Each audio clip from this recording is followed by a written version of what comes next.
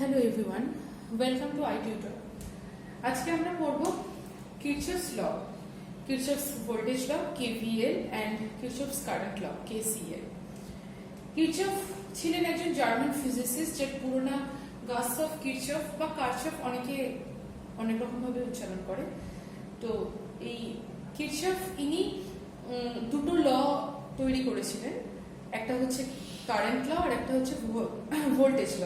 কেন না, কোনো একটা কমপ্লেক্স নেটওয়ার্ক বা সার্কিট, কোনো একটা কমপ্লেক্স সার্কিট যাতে অনেকগুলো সার্কিট এলিমেন্ট আছে, যেমন অনেকগুলো ইন্ডাকটেন্স, অনেকগুলো ক্যাপাসিটেন্স, অনেক রেজিস্ট্যান্স, তাহলে এই ধরনের একটা সার্কিট এলিমেন্টকে যদি আমরা খুব সহজে অ্যানালিসিস করতে পারি, তাহলে আমরা এই কিরচফস কারেন্ট ল এবং কিরচফস ভোল্টেজ ল এগুলো ইউজ করতে হবে আমাদের। এই জন্যই আমাদের এই KVL KCL এর সূত্রগুলো নেটওয়ার্ক থিওরিতে খুব বেশি পরিমাণে কাজে লাগে। ফার্স্টে আমরা পড়বো কিরচফস কারেন্ট ল আর KCL। কি বলা আছে? The algebraic sum of current at any node of a circuit is 0। Algebraic sum মানে হচ্ছে এরিথমেটিক্যাল যোগফল, যা মানে এখানে কোনো ভেক্টর বা ফেজার সামের কথা বলা হচ্ছে না। অ্যালজেব্রিক সাম মানে সিম্পল যোগ, এরিথমেটিক যোগ of current at any node of a circuit is 0। ধরে নিলাম এটা একটা নোড, এখানে বিভিন্ন জায়গা থেকে কারেন্ট আসছে এবং বেরোচ্ছে, তো সমস্ত কিছুর যোগফল হচ্ছে 0, মানে ইনওয়ার্ড কারেন্ট এবং আউটওয়ার্ড কারেন্ট এর টোটাল অ্যারিথমেটিক্যাল যোগ হচ্ছে 0। আমরা একটা অ্যাজাম্পশন করতে হবে আমাদের। ধরে নিলাম যে কারেন্ট গুলো নোডের দিকে আসছে, মানে ইনওয়ার্ড কারেন্ট, তাদের সাইনটা হচ্ছে পজিটিভ, আর যে কারেন্টগুলো নোড থেকে বেরিয়ে যাচ্ছে আউটওয়ার্ড কারেন্ট, তাদের সাইনটা হচ্ছে নেগেটিভ। তাহলে according to this circuit I1 current ঢুকছে, ইনওয়ার্ড কারেন্ট, তাহলে I1 পজিটিভ, প্লাস I2 ও ঢুকছে, I2 পজিটিভ, I3 নোড থেকে বেরোচ্ছে, I3 নেগেটিভ, I4 নোড থেকে বেরোচ্ছে, I4 ও নেগেটিভ, I5 ইনওয়ার্ড ঢুকছে পজিটিভ, I6 আউটওয়ার্ড নোড থেকে বেরোচ্ছে নেগেটিভ। এই টোটাল অ্যালজেব্রিক সামটা হচ্ছে 0। তাহলে যদি আমি পজিটিভ গুলোকে একদিকে আর নেগেটিভ গুলোকে আরেকদিকে নিয়ে যাই, তাহলে আমরা দেখব যে পজিটিভ কারেন্ট গুলো মানে I1 I2 আর I5 এরা একদিকে রয়েছে, I3 I4 I6 আর একদিকে রয়েছে। তাহলে এই জিনিসটাকে আমরা মডিফাই করে আবার লিখতে পারি যে sum of incoming current equals to sum of outgoing current. তাই যা ইনকামিং হচ্ছে তাদের যোগফল আর আউটগোয়িং এর যোগফল সমান। তাহলে এই সূত্রটা থেকে আমরা বলতে পারি, এটা হচ্ছে KCL এর আরেকটা ফর্ম। KCL কে এই ফর্মেও লেখা যায় যে sum of incoming current equals to sum of outgoing current. তাহলে এখান থেকে আমরা এটা লিখতে পারি বা বলতে পারি যে KCL indicates conservation of charges, কারণ এখানে দেখাচ্ছে তো যে চার্জ কনজার্ভ হচ্ছে।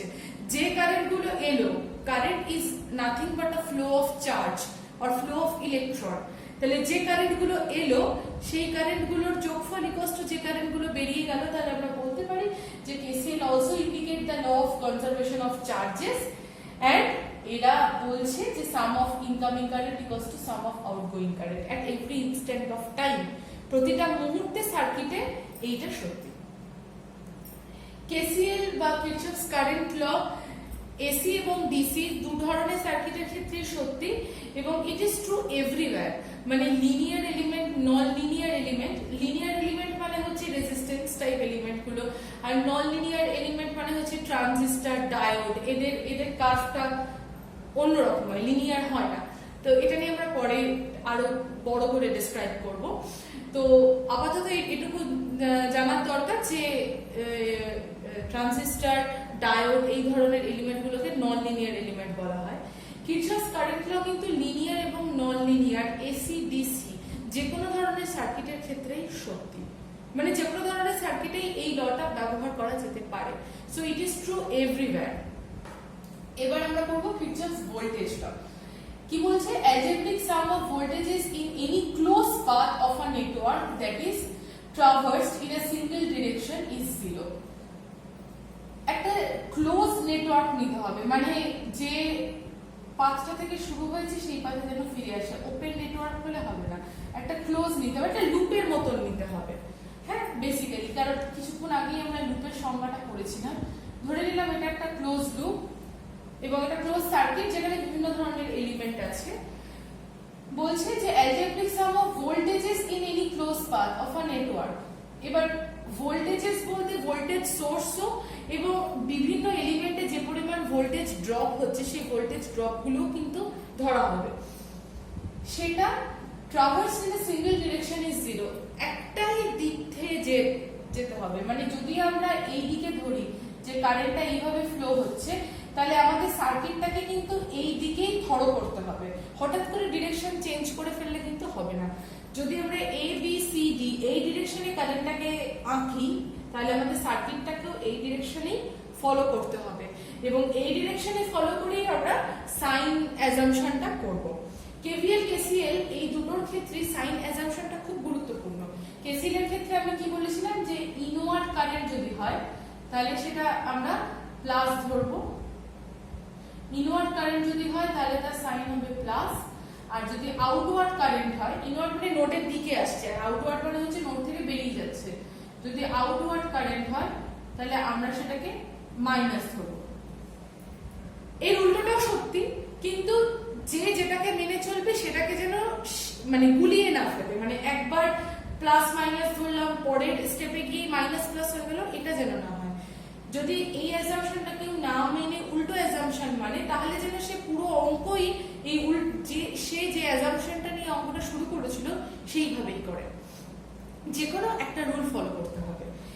কেভিএল এর ক্ষেত্রে আমরা দেখব যে আমরা কিভাবে প্লাস মাইনাসের রুলটা ফলো করব। এটা একটা সার্কিট, এই সার্কিটে আমরা কেভিএল কিভাবে ফলো হচ্ছে সেটা দেখব।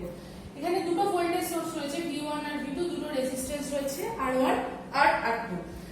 আচ্ছা, এই বড় দাগটাকে আমরা পজিটিভ হিসেবে ধরি এবং ছোট দাগটাকে সেলে আমরা নেগেটিভ হিসেবে ধরি, এটা আমরা জানি। তাহলে এটা পজিটিভ, এটা নেগেটিভ, V2 এর ক্ষেত্রে এটা পজিটিভ, এটা negative, we all know that. এবার আমরা দেখব যে কারেন্টের ডিরেকশনটা। আচ্ছা, কারেন্ট আমরা এতক্ষণ ধরে কি বললাম যে কারেন্ট সবসময় হাই পোটেনশিয়াল থেকে লো পোটেনশিয়ালে ফ্লো হয়, তাই তো? High potential to low potential, এটা হচ্ছে ফ্লো অফ কারেন্ট আই। তাহলে যদি প্লাস থেকে প্লাস সাইন থেকে কোনো কারেন্ট বেরোয়, তাহলে আমরা সেটাকে সার্কিটে পজিটিভ হিসাবে ধরবো, আর যদি প্লাস সাইনে কোনো কারেন্ট ঢোকে তাহলে আমরা সার্কিটে সেটাকে নেগেটিভ হিসাবে ধরবো। আরেকবার বলে দিই, প্লাস সাইনটা থেকে যদি কোনো কারেন্ট বেরোয় আউটওয়ার্ড, তাহলে আমরা সেটাকে সার্কিটে পজিটিভ হিসাবে ধরবো ভোল্টেজ ড্রপটাকে, আর যদি প্লাস সাইনে এসে কারেন্টটা ঢোকে তাহলে আমরা সেটাকে নেগেটিভ হিসাবে ধরবো ভোল্টেজ ড্রপটাকে। এই অ্যাজাম্পশন আমি একটা রকম ভাবে দেখালাম, যদি অন্য কেউ অন্য অ্যাজাম্পশন ফলো করে একই রকম ভাবে সে যেন সেটাই ফলো করে, মাঝখানে যেন গুলিয়ে না যায়। যে কোনো একটা অ্যাজাম্পশন যে যেটাকে তার কাছে সহজ বা সিম্পল বলে মনে হবে সে যেন সেটাই ফলো করে। আমি এই অ্যাজাম্পশন ফলো করে পুরো অঙ্কগুলো করব। তাহলে আমরা আগে সাইনগুলো দিয়ে নিই।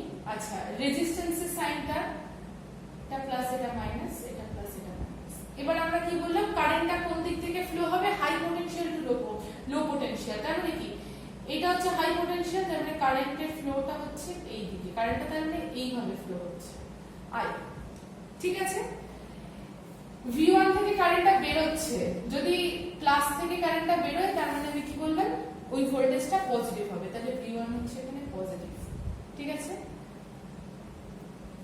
এখানে দেখো V2 থেকেও কারেন্টটা কিন্তু আলটিমেটলি বেরোচ্ছে, তাই না? কারণ কারেন্টটা এইভাবে ঘুরে আসছে, কারেন্টের ডিরেকশনটা এইটা, তার মানে V2 থেকেও কারেন্টটা বেরোবে, V1 এবং V2 দুটো থেকেই কারেন্টটা বেরোবে, তাহলে V1 ও পজিটিভ, V2 ও পজিটিভ।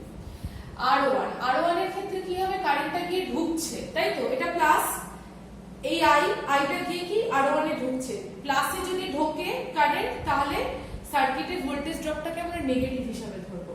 তাহলে R1 এ যে ভোল্টেজ ড্রপটা হবে সেটা হবে নেগেটিভ, কেননা ঢুকছে তো কারেন্টটা, প্লাসে ঢুকছে।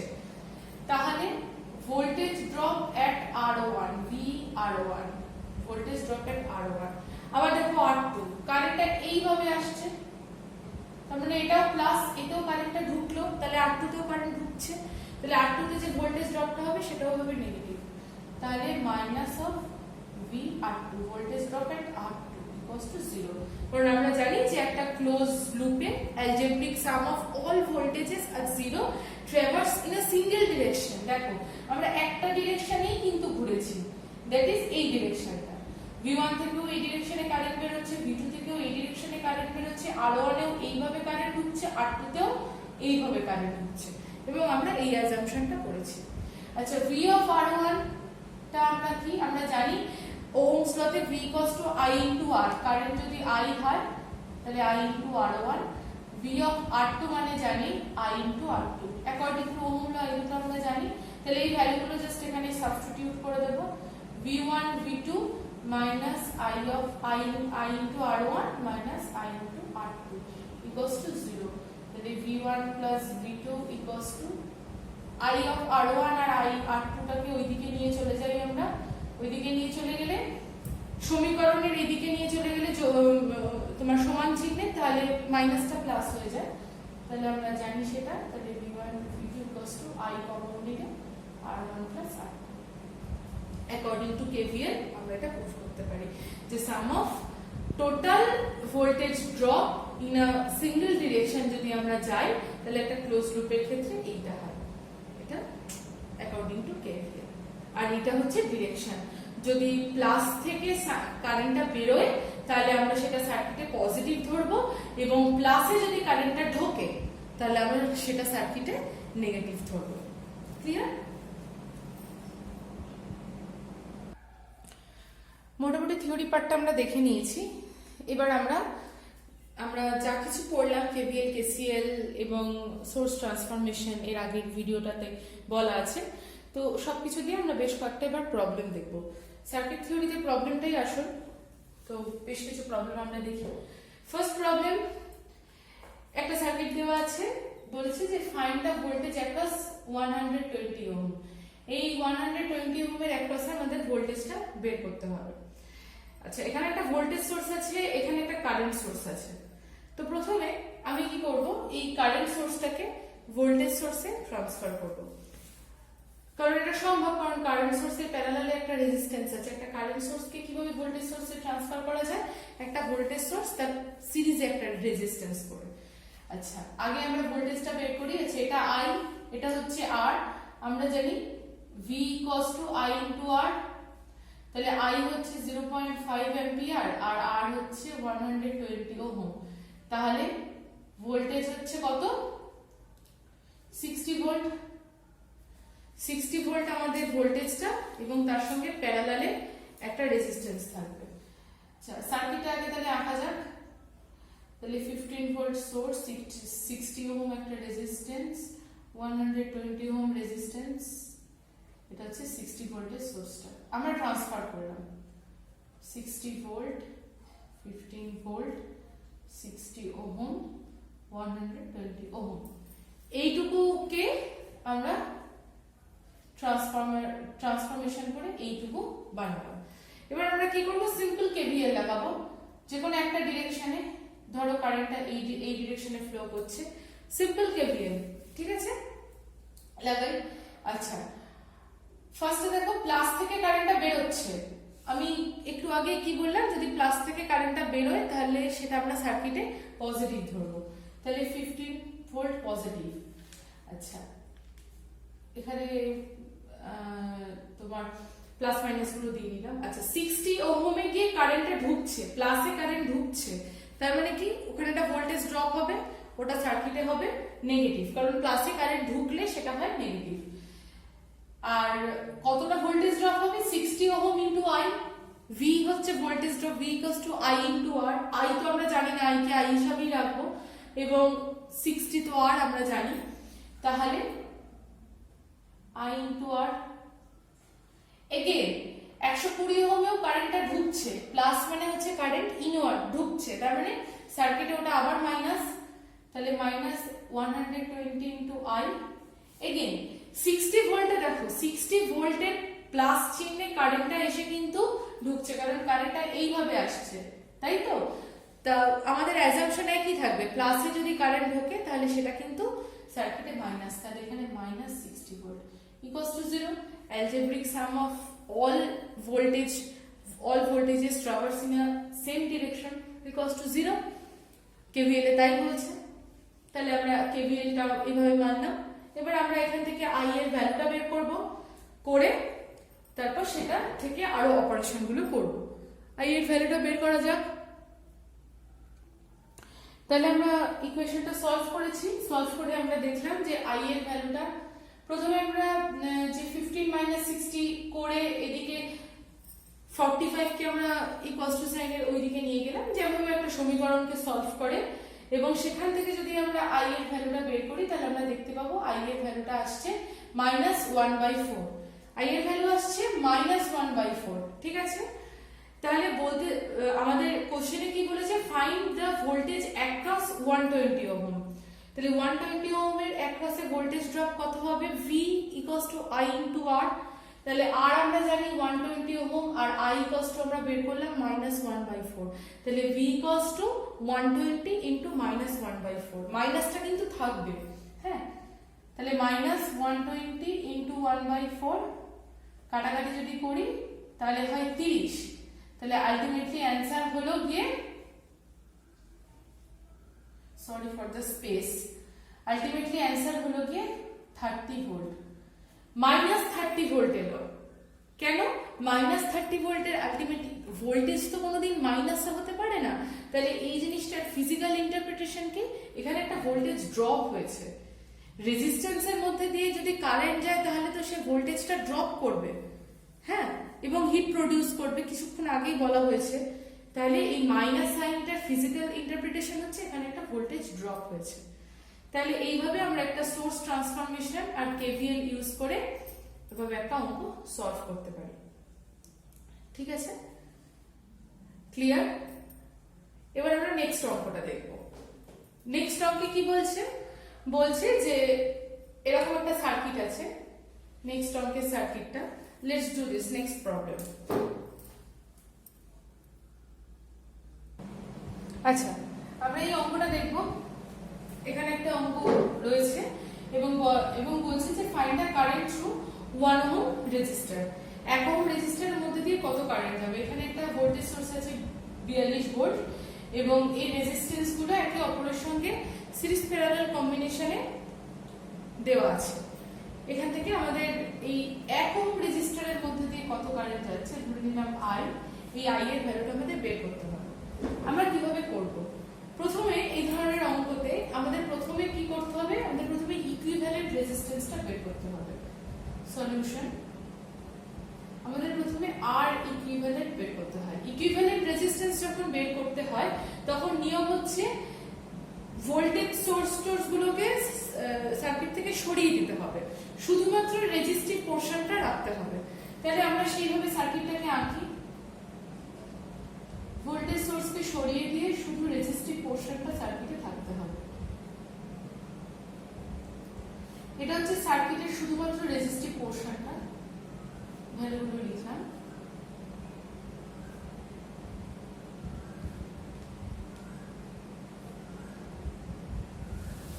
এবার আমাদের সার্কিটটাকে দেখতে হবে।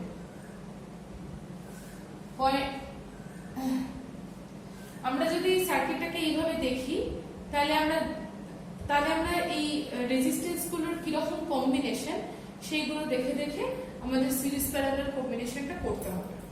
আমরা তাহলে সার্কিটটাকে ধরো করি। আচ্ছা, একটা কারেন্ট যখন ফ্লো হবে তখন এই দুটো রেজিস্ট্যান্সের মধ্যে দিয়ে একইভাবে ফ্লো হবে, কারণ এইটা হচ্ছে গ্রাউন্ড, তাই তো। তাহলে কারেন্টটা মোটামুটি ফ্লো হতে হতে হতে হতে এইখানে এলো, তাহলে এই দুটো রেজিস্ট্যান্সের মধ্যে দিয়ে একইভাবে কারেন্ট ফ্লো হবে।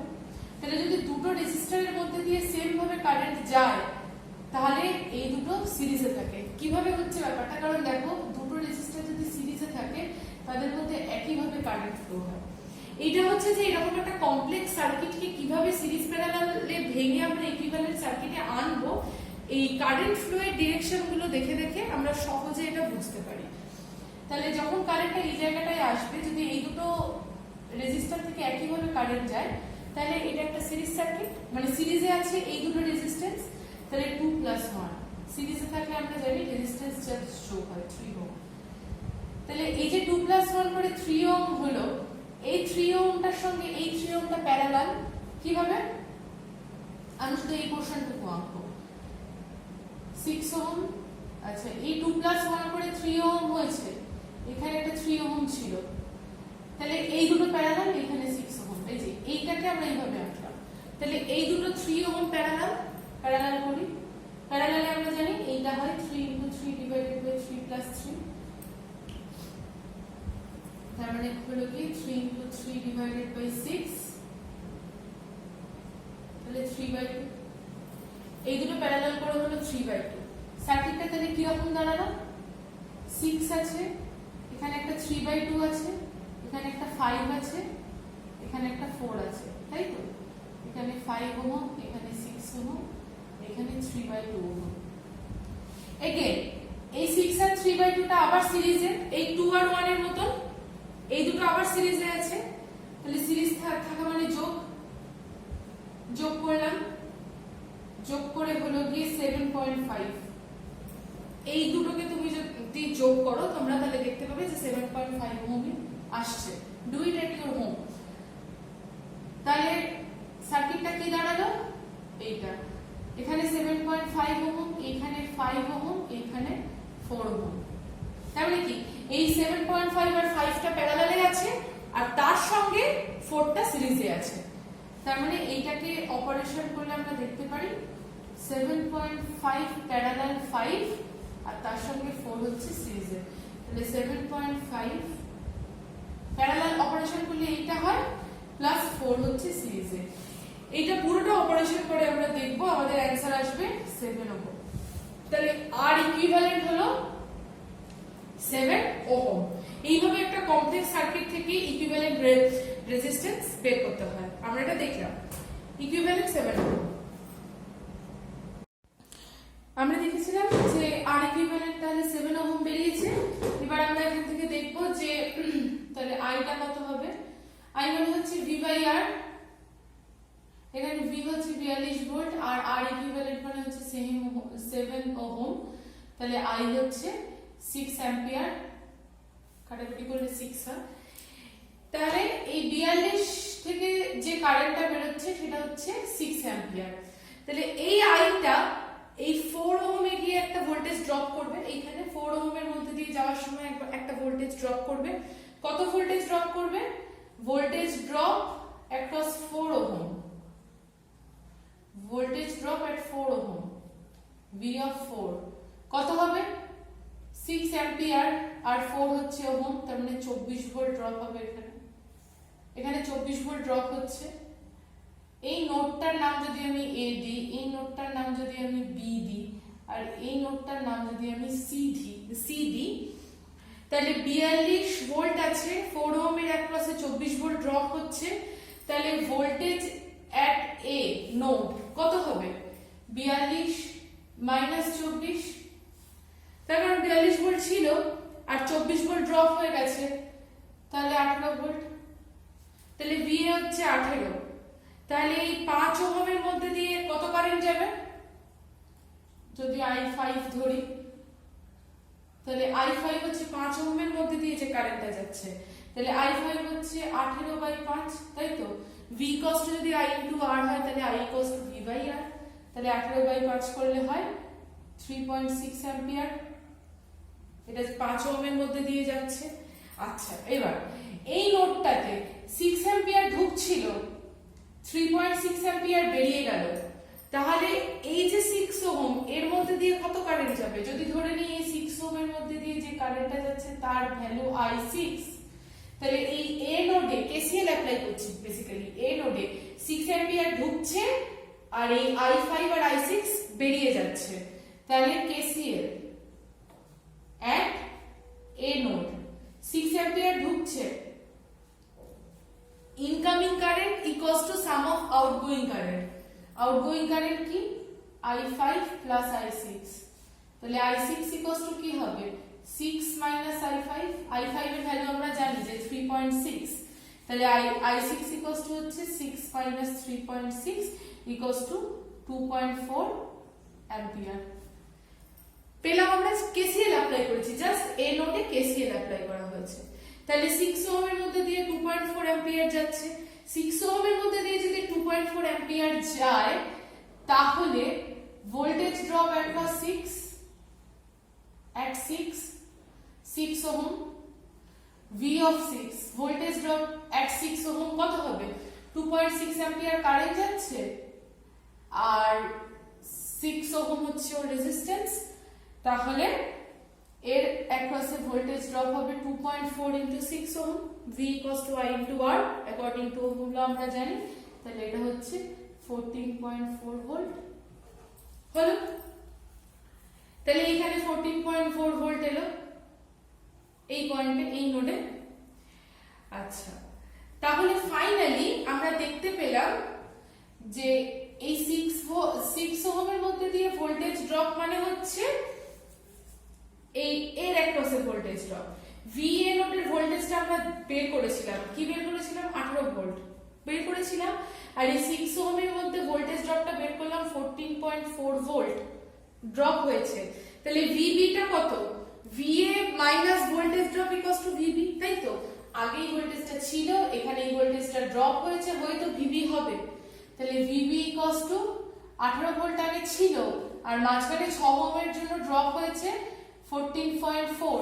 তাহলে VB ইকুয়ালস টু কত? 18 মাইনাস 14.4 হলো গিয়ে 3.6 ভোল্ট। তাহলে এবার আমাদের অঙ্কে কি জানতে চেয়েছিল? অঙ্কে জানতে চাইছিল যে এই 1 ওহমের মধ্যে দিয়ে কত কারেন্ট যাবে। তো এইখানে যদি 3.6 ভোল্ট হয় তাহলে আমি কি বলছিলাম, এখান থেকে যে কারেন্টটা ফ্লো হবে এইখানে ভোল্টেজটা হচ্ছে 3.6 ভোল্ট VB নোডে। তার মানে কি এখানে এই একটা কারেন্ট ফ্লো হবে আর এই দিক দিয়ে একটা কারেন্ট ফ্লো হবে, তাই তো? এই নোডটার এই ভোল্টেজটার জন্য একটা এই 3 ওহমের মধ্যে দিয়ে কারেন্ট ফ্লো হবে আর একটা এই 2+1 ওহমের মধ্যে দিয়ে কারেন্ট ফ্লো হবে। যে কারেন্টটা 2 ওহমের মধ্যে দিয়ে ফ্লো হবে সেটাই 1 ওহমের মধ্যে দিয়ে ফ্লো হবে, কারণ এই দুটো তো সিরিজে আছে। ইকুইভ্যালেন্ট সার্কিট বের করার সময় আমরা দেখেছিলাম। তাহলে পুরো কারেন্ট এটার মধ্যে দিয়ে ফ্লো হবে। তাহলে আমরা পাবো কারেন্ট ফ্লো থ্রু 1 ওহম, তাহলে কি হবে? VB ডিভাইডেড বাই 2+1, কারণ এই দুটো রেজিস্ট্যান্সের মধ্যে দিয়ে তো সেম কারেন্ট ফ্লো হবে। তাহলে VB এর ভ্যালু আমরা জানি যে 3.6 আর 2+1 মানে হচ্ছে 3, এত অ্যাম্পিয়ার কারেন্ট ফ্লো হবে। যদি আমরা কাটাকুটি করি তাহলে আমরা পাবো 1.2 অ্যাম্পিয়ার। তাহলে এই 1.2 অ্যাম্পিয়ার কারেন্টটা ফ্লো হবে 1 ওহমের মধ্যে দিয়ে, যেটাকে আমরা I ধরেছিলাম ইকুয়ালস টু I। তাহলে I হচ্ছে 1.2 অ্যাম্পিয়ার যা 1 ওহমের মধ্যে দিয়ে ফ্লো হচ্ছে। এইভাবে একটা কমপ্লেক্স সার্কিটকে KVL KCL এইভাবে ইউজ করা হয়, ইকুইভ্যালেন্ট রেজিস্ট্যান্স এইভাবে বের করতে হয়, যেগুলো আমরা দেখলাম। আরো বেশ কয়েকটা অঙ্ক এবং তার সলিউশন আমি PDF হিসাবে তার লিংক ডেসক্রিপশন বক্সে দিয়ে দেবো, তোমরা চেক করতে পারো এবং সেখান থেকে প্র্যাকটিসও করতে পারো, তোমাদের কাছে আরো এক্সাম্পল হবে। আজকে এই পর্যন্তই, থ্যাংক ইউ। ভিডিও ভালো লাগলে লাইক করো, শেয়ার করো আর সাবস্ক্রাইব করো। আর আমাদের চ্যানেলে আরো আপডেট পাওয়ার জন্য বেল আইকনটা প্রেস করে দিও। Thank you.